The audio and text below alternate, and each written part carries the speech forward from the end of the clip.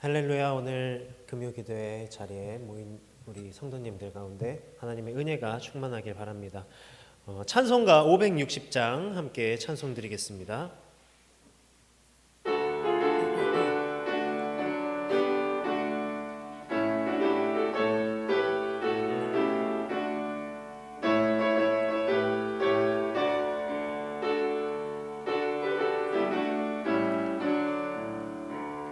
주의 발자취를 따름이 어찌 즐거운 일 아닌가.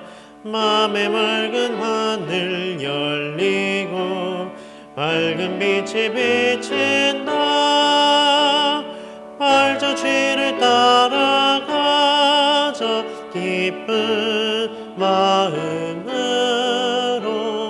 발자취를 따라가자 찬송하며 즐겁게.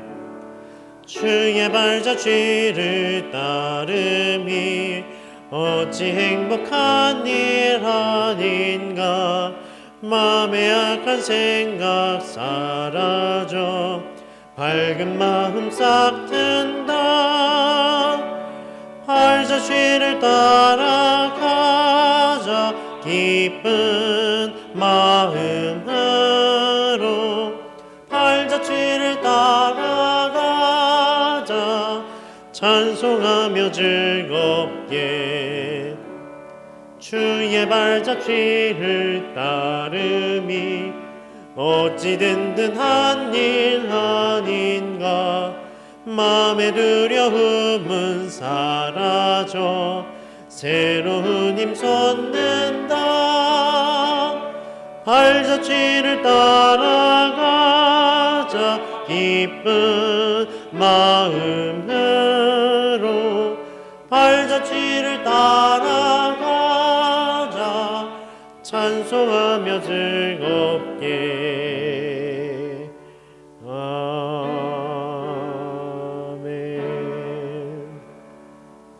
아멘. 우리 다음 283장 하나님께 찬송 드리겠습니다.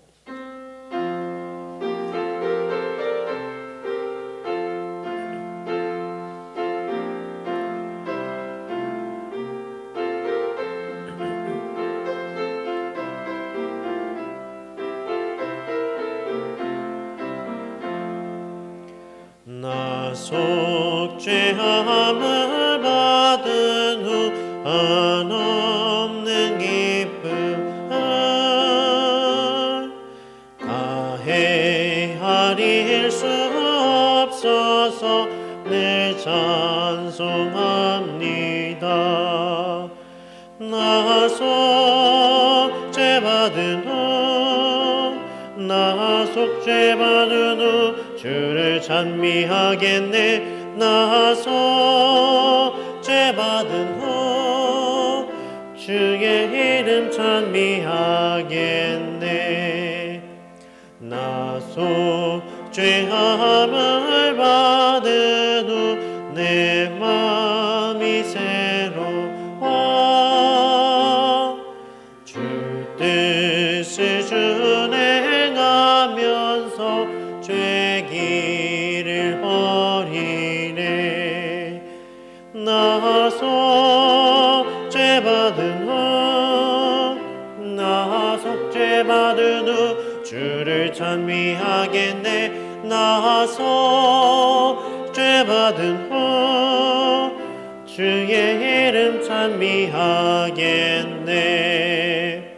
나 속죄함을 받은 후 성령이 오셔서 하나님 자녀 된 것을 곧 증언합니다. 나 속죄받은 후, 나 속죄받은 후 주를 찬미하겠네. 나 속죄받은 후 주의 이름 찬미하겠네.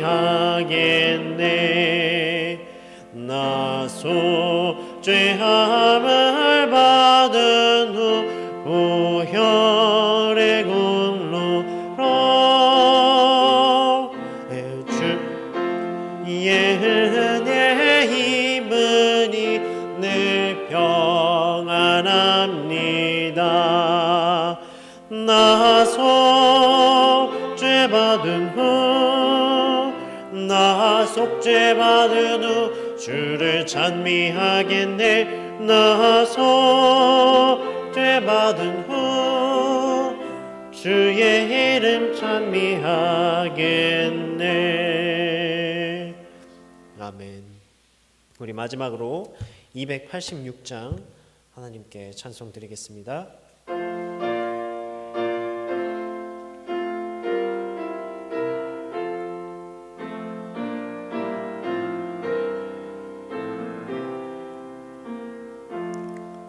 주 예수님 내 맘에 오사 날 붙들어 주시고 내 마음에 새 힘을 주사 늘 기쁘게 하소서. 사랑의 주 내 마음속에 찾아오사 내 모든 죄 사하시고 내 상한 맘 고치소서. 주 예수님 내 맘에 오사 내 소원 다하시고 내 무거운 짐 맡아주사 참 평안을 주소서.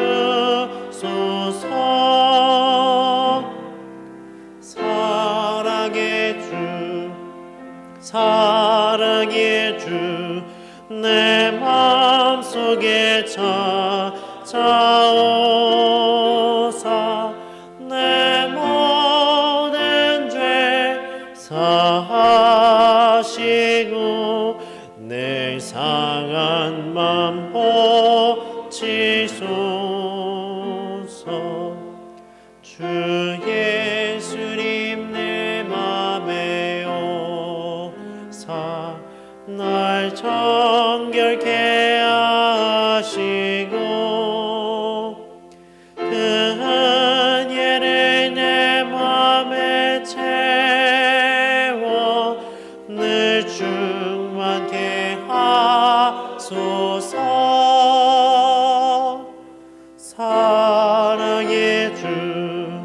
사랑의 주 내 마음속에 찾아오사 내 모든 죄 사하시고 내 상한 맘 고치소서. 주 예수님 내 맘에 오사 내 길 인도하시고 주 성령을 내 맘에 채워 늘 충만케 하소서. 사랑의 주 내 마음속에 찾아오사 내 모든 죄 사하시고 내 상한 맘 고치소서.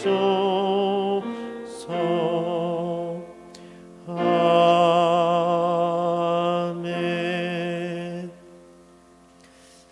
우리 이 시간 함께 기도할 때 주 예수님 내 마음에 오셔서 이 예배를 인도하시고 또 우리의 기도를 인도하시고 성령님을 내 마음에 충만하게 채워주셔서 그 사랑을 경험하고 또 그 은혜를 경험하는 시간 되게 해달라고 함께 기도하시고 또 말씀 전하시는 이호건 목사님을 위해서 하나님께서 지혜와 은혜를 더하시기를 함께 기도하겠습니다.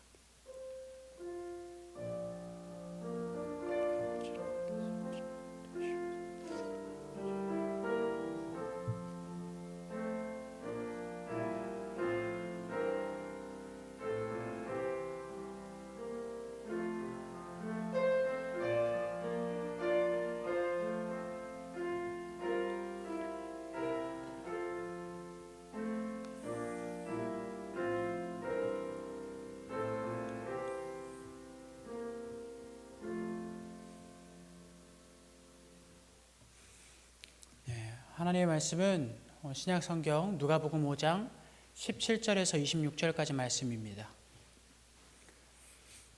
누가복음 5장 17절에서 26절까지 말씀을 우리 함께 교독하시겠습니다. 하루는 가르치실 때에 갈릴리의 각 마을과 유대와 예루살렘에서 온 바리새인과 율법 교사들이 앉았는데 병을 고치는 주의 능력이 예수와 함께 하더라.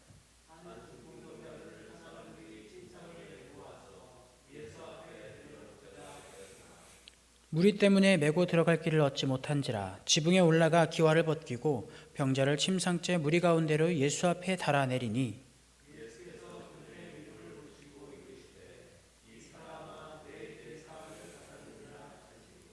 서기관과 바리새인들이 생각하여 이르되 이 신성 모독하는 자가 누구냐 오직 하나님 외에 누가 능히 죄를 사하겠느냐.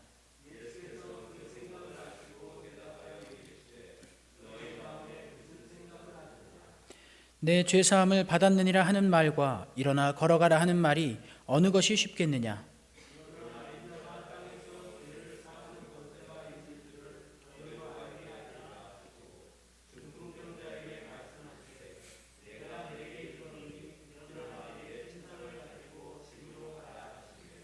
그 사람이 그들 앞에서 곧 일어나 그 누웠던 것을 가지고 하나님께 영광을 돌리며 자기 집으로 돌아가니 모든 사람이 놀라 하나님께 영광을 돌리며 심히 두려워하여 이르되 오늘 우리가 놀라운 일을 보았다 하니라. 아멘. 하나님께서 함께 하십니다.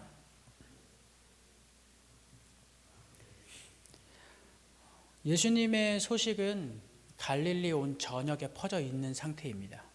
예수님이 가르치시고 어떠한 능력을 보이실 때마다 사람들의 무리는 점점 늘어갔고 예수님이 어디 지역에 나타났다 하면 사람들이 우르르 몰려가서 예수님의 그 능력을 경험하고 또 말씀을 들어보려고 항상 모이게 되어 있었습니다. 그러던 어느 날 벌어진 일이 바로 오늘 말씀 가운데 나타납니다. 그러던 어느 날 예수님께서는 한 집에서 사람들에게 무언가를 말씀을 가르치고 계셨습니다. 그런데 이 당시 예수님 앞에 이 청중들은 어떤 사람들이었냐면 바리새인과 율법교사였습니다. 이스라엘 유대 지역의 온 전 지역을 통틀어서 나름 조금 난다 긴다 하는 율법교사들과 바리새인들이 모인 것으로 보여집니다. 그들이 예수님 앞에 이렇게 앉아 있었다라고 합니다. 자, 이것을 보면 우리가 마치 예배 모습처럼 예수님께서 이렇게 뭔가 가르치시고 사람들이 이렇게 앞에 앉아서 경청하면서 하나님의 은혜를 바라는 그런 마음과 사모함을 가지고 있는 것처럼 보여질 수 있는데요. 사실 여기서 앉아 있었다라고 하는 말은 무언가 하나님의 말씀을 은혜를 받기 위해서 간절한 마음과 사모하는 마음으로 앉아 있었던 것은 아닙니다. 그들이 앉아 있었다 하는 이 뉘앙스는 어떤 느낌이냐면 그래 어디 한번 얼마나 잘하나 보자. 그런데 여기서 한번 틀리거나 어떤 문제가 발생하기만 해봐라. 내가 가만히 두지 않겠다라는 어떤 이런 뉘앙스로서 율법교사들 그리고 바리새인들이 앉아 있었던 겁니다.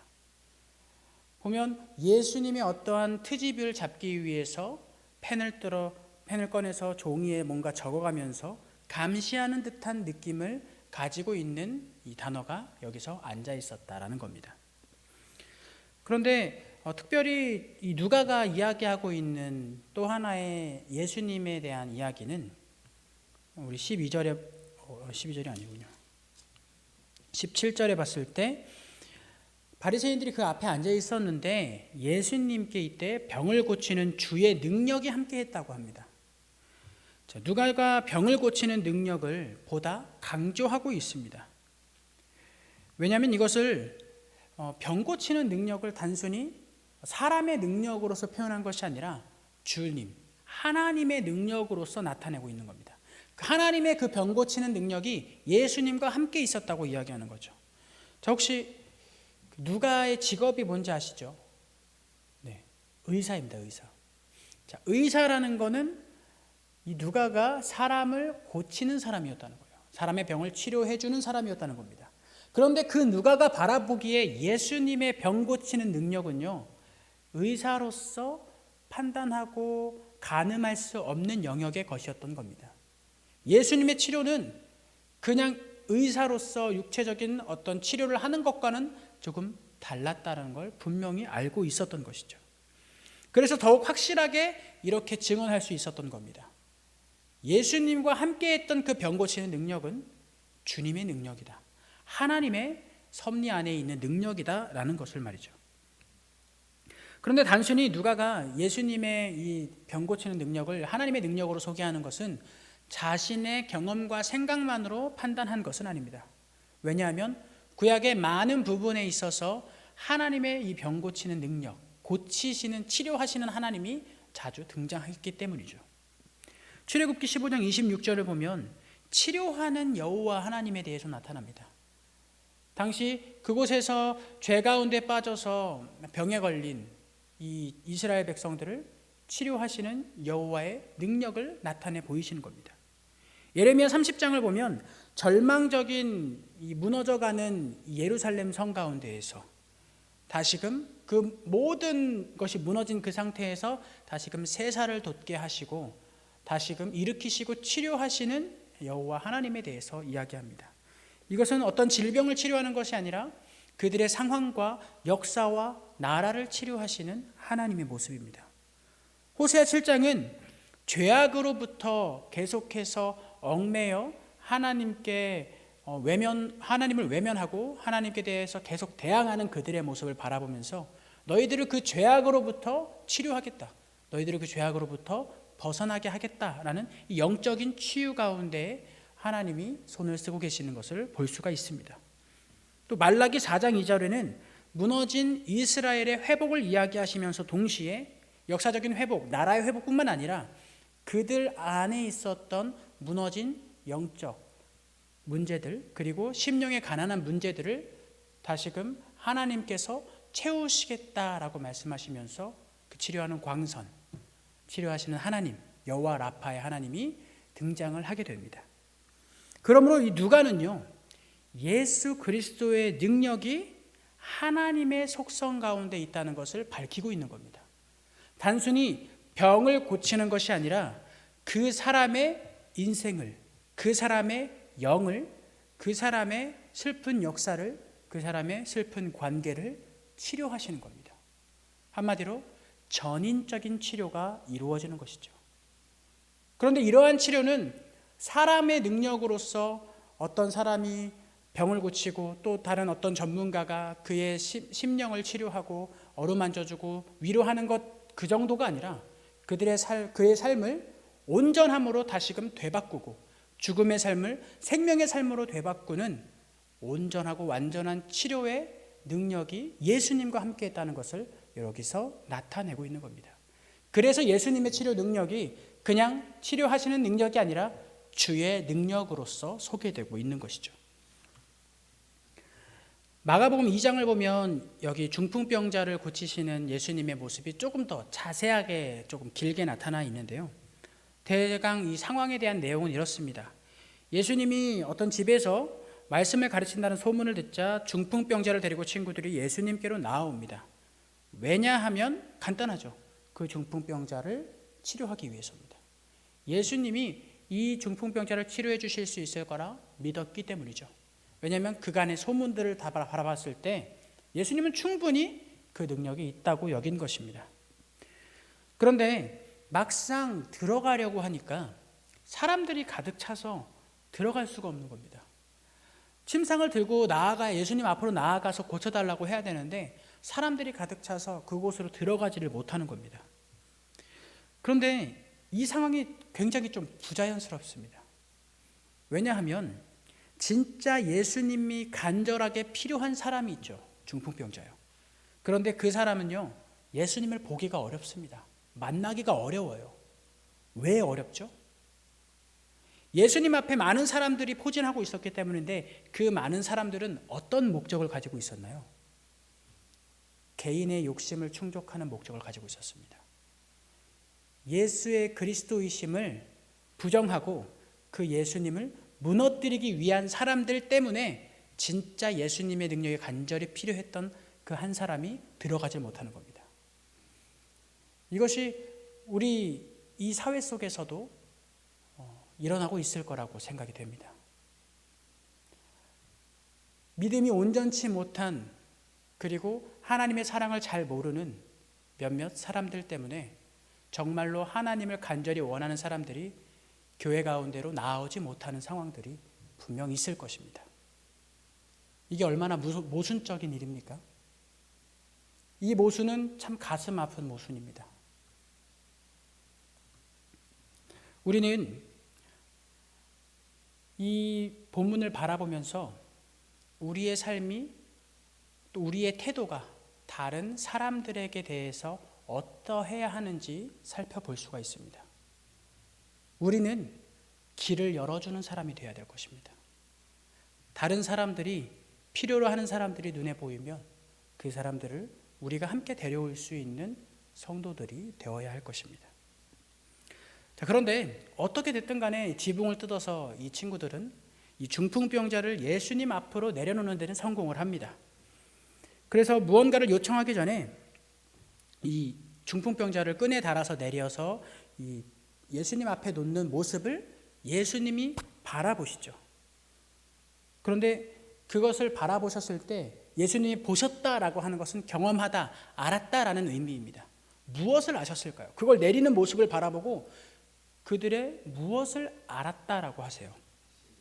바로 그들의 믿음을 보시고 이르시되, 믿음을 보시고, 믿음을 아시고, 믿음을 경험하시고 이르시되, 이 사람아 내 죄사함을 받았느니라. 이렇게 말씀하십니다. 자, 그럼 우리는 여기서 이 죄사함이 누구로부터 허락되었고 그 방법이 어떠했는지를 알 수가 있습니다. 그 방법은 무엇이었죠? 예수님이 그 믿음을 아시면 됩니다. 예수님께서 그 사람의 믿음을 아시면 그것으로 말미암아 예수님으로부터 허락이 떨어지는 겁니다. 너가 죄사함을 받았다. 그렇게 선포받고 허락이 떨어지면 그가 죄사함을 받게 되는 겁니다. 이것이 우리가 죄사함을 받는 방법임을 기억하시기 바랍니다. 다른 것이 아닙니다. 그들이 의로워서가 아니고 그 의리가 너무나 아름다워서가 아니라 그 믿음을 예수님께서 아셨고 그 아신 믿음을 통해서 그 죄를 사해 주신 것입니다. 그런데 이 말을 들은 율법 교사들, 서기관들, 이 사람들이 환호성을 질렀어요, 속으로. 왜냐하면 건수를 잡았기 때문이죠.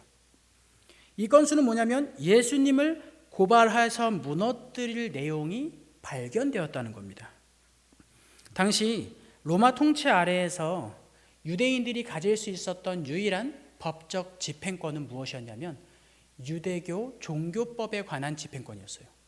다른 거는 다 로마의 총독을 통해서 또 로마의 어떤 법정을 통해서 그 여러 송사들을 이루게 되어 있었는데 유대교 종교적인 그 법 앞에서는 그냥 그들이 치리할 수 있도록 이제 로마가 허용을 해줬어요. 자, 그럼으로써 예수님을 완전하게 무너뜨리려면 예수님이 유대교 율법 가운데에서 무언가를 어겨야 됐는데 그게 바로 신성모독이었습니다. 그래서 예수님의 이 발언, 내 죄가 사해졌느니라 라고 하는 이 발언이 마치 예수님이 그 죄를 사할 수 있는 권위를 가진 것처럼 보여졌기 때문에 그것이 충분한 신성모독의 죄성으로 인정될 수 있었던 것이죠. 그러니까 이것은 하나님만 가능한 것인데 그 하나님의 영역을 침범했다는 겁니다. 그래서 신성모독의 죄가 성립되어서 그들이 쾌죄를 부르고 있었던 거죠. 그런데 예수님이 그들의 마음을 또 보셨어요. 그들의 마음을 아셔서 이렇게 이야기하십니다. 너희가 지금 무슨 생각을 하느냐? 그러면서 이렇게 물어보십니다. 내 죄사함을 받았느니라 하는 말과 일어나 걸어가라 하는 말 중에 어떤 게 쉽겠느냐라고 물어보세요. 자, 그럼 제가 똑같이 질문해 드릴게요. 그 사람의 죄가 사해졌다 하는 말과 중풍병자, 꼼짝도 못하는 그 중풍병자에게 일어나 걸어가라 하는 말 중에 어떤 게 쉬울 것 같으세요? 자, 그러면 손을 한번 들어볼까요? 내 죄가 사해졌다라고 말하는 게 쉬울 것 같다. 네, 두 분. 그럼 나머지 한번 혹시 모르니까 또 기권은 없습니다. 일어나 걸어가라 하는 말이 쉬웠을 것 같다 하시는 분 손 들어보십시오. 네, 제가 만약에 예수님이라면요, 내 죄가 사해졌다라고 말하는 게 쉬울 것 같아요. 왜냐하면요, 그건 확인할 수 없잖아요. 일어나 걸어가라 하는 말이 사실이 되려면 그 사람이 일어나서 걸어가야 되잖아요. 제가 지금 이 상황 속에서 예수님의 이 자리에 딱 섰다면 저는 일어나서 걸어가라라는 말을 못할 것 같아요. 그 무슨 망신입니까? 못 일어나면은요. 그렇죠? 예수님은 하실 수 있는 어떤 확신이 있지만 저는 그 확신이 막 있을 수는 있겠지만 막 자신은 없어요, 사실. 그런데 너가 죄사함을 받았다라고 하는 것은 밖으로 표출되고 나타나고 무언가 변화되는 일이 아닙니다. 그래서 저 같으면 내 죄가 사함 받았느니라 하는 게 훨씬 말로 하긴 편했을 것 같아요. 그런데 이 유대인들이 그걸 몰랐을까요? 알았죠. 일어나서 걸어가라 하는 것, 내 죄가 사해졌다라고 하는 것, 이 둘 중에 어느 것 하나도 하나님의 권능 없이는 안 되는 것들입니다. 이것은 하나님의 권능이에요. 죄가 사해지는 것도 하나님의 권능이고요. 그 중풍병자가 갑자기 일어나서 걸어가는 것도 하나님의 권능이 반드시 필요한 것입니다. 그런데 24절을 보십시오. 그러나 인자가 땅에서 죄를 사는 권세가 있는 줄을 너희로 알게 하리라. 예수님께서는요, 내 죄가 사해졌느니라 하고 끝내셔도 됩니다. 그래도 되는데 그들을 위해서 말씀하세요. 내가 이 죄사함의 권능이 하나님의 권능이니 이것을 너희에게 알게 해주겠다. 내가 예수님이 하나님의 아들이시고 하나님의 권능을 가지며 이 땅에 온 구세주라는 것을 너희로 알게 하겠다. 이것을 알게 하기 위해서 예수님이 뭘 하셨냐면 일어나서 걸어가라고 하셨어요. 그랬더니 중풍병자가 일어나서 침상을 챙기고 집으로 갑니다. 하나님께 영광을 돌리면서요. 이것으로서 예수님은 뭘 보여주셨냐면 하나님의 권능이 나와 함께 있다. 누가가 맨 처음에 이야기했던 것 기억하시죠? 주의 그 병고치는 그 주의 능력이 함께 있었다고요. 하나님의 권능이 그들에게 믿지 않고 트집 잡으려고 했었던 그들에게 나타내 보여주신 것입니다. 그랬더니요, 사람들이 깜짝 놀라서 하나님께 영광을 돌리고 두려워했습니다. 하나님께 영광을 돌리면서 두려워했다는 것은 주로 어떤 때 많이 성경에서 발생하냐면 하나님의 그 거룩함과 직면했을 때, 사람이 하나님의 그 거룩함을 직면했을 때 느끼는 감정은 하나님께 찬양하고 경배하며 그 앞에서 한없이 작아지고 죄스럽고 두려운 마음이 생기는 겁니다. 그 거룩함 앞에. 그것을 사람들이 경험한 거예요. 그런데 여기 있는 사람들은 다 어떤 사람들이었냐면 예수를 핍박하기 위해서 모인 사람들이었어요. 그들이 다 깜짝 놀라며 그렇게 행해하면서 이렇게 증언합니다. 우리가 오늘 놀라운 일을 보았다. 이 놀라운 일이라는 헬라어는요, 파라독사입니다. 이것으로 파생된 단어가 있습니다. 패러독스, 바로 모순입니다. 일반적이지 않은 일, 기이한 일이 우리에게 경험되었다라고 이야기하고 증언합니다. 오늘 본문에서는요, 이 기이한 일, 놀라운 일이 두 가지가 일어났습니다. 첫 번째 기이한 일이 뭔지 기억하세요? 그 기이한 일은 이것이었습니다. 정작 예수님을 필요로 하는 사람은 예수님을 핍박하는 사람들 때문에 예수님께 나아가지 못하는 기이한 일입니다. 안타깝고도 기이한 일이죠. 그런데 두 번째로 일어났었던 기이한 일은요, 예수님께서 한 사람의 죄사함과 동시에 그 육체의 병을 치료하시고 그것을 많은 사람에게 보여줌으로써 죄사함이 어떻게 일어나는지를 밝히셨습니다. 그 믿음을 바라보시고 예수님의 선포로 예수님으로만 가능하다라는 걸 많은 사람들에게 알려주셨습니다. 이 기이한 일이 일어났습니다. 앞에 일어난 기이한 일과 뒤에 일어난 기이한 일의 차이점은 아주 간단합니다. 앞에 일어난 기이한 일은요, 사람들이 자신의 욕망과 의와 뜻만을 내세우고 무언가를 이루려고 할 때 불의한 기이한 일이 발생합니다. 그리고 거기에는 생명이 없고 죽음만 있습니다. 우리가 예수 그리스도 안에서 하나님의 말씀을 내세우려고 할 때, 예수님께서 하나님의 뜻을 내세우려고 하고 보이시려고 할 때에 선한 기이한 일이 일어나는데요, 여기엔 생명이 있습니다. 우리의 삶은요, 이러한 기이한 일로서 새로운 생명이 얻어진 삶입니다. 그래서 우리의 삶에는 새 생명이 있어요. 이 기이한 일 때문에 말이죠. 이제 우리는 이 새 생명을 얻은 사람으로서 예수님의 발자취를 따라가야 되는 겁니다. 오늘 말씀을 기억하시면서 우리가 삶에서 일어나는 여러 기이한 일들이 있을 텐데 그 일들이 우리 가운데 일어날 때 불의함으로 나타나는지 선함으로 나타나는지 한번 되새겨 보십시오.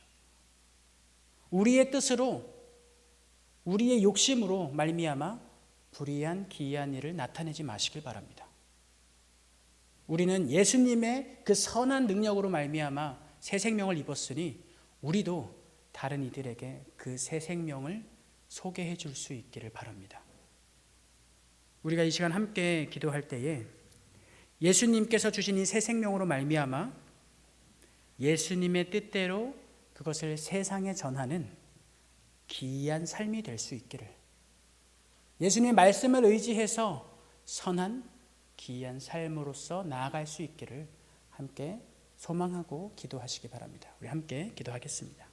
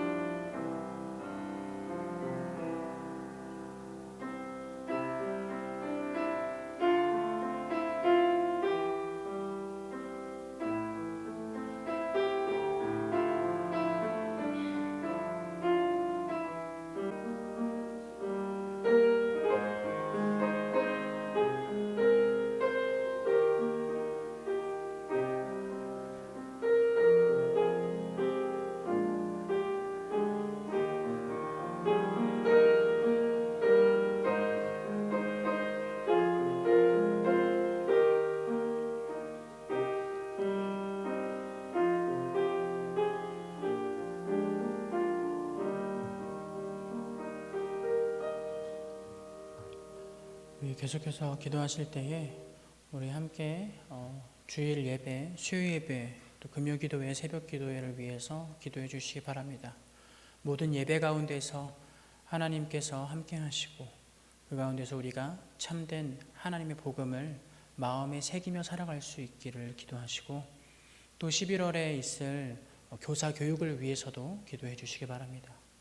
또 교회 학교와 우리 교회에서 함께 사역하고 있는 교역자의 건강을 위해서도 함께 기도해 주시기 바랍니다. 우리 기도하겠습니다.